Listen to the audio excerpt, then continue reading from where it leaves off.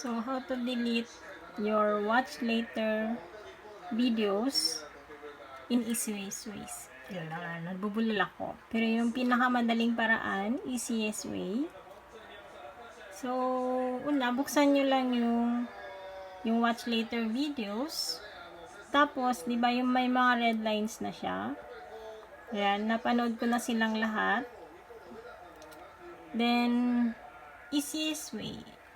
Bubulol ako. So, itong tatlong dot, i-click nyo lang yan.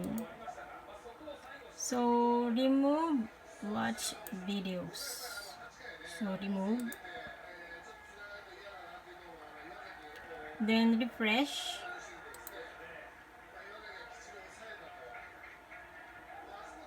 Ayun. Wala na yung watch later videos natin. So, yun lang. Please like, comment, share, and subscribe.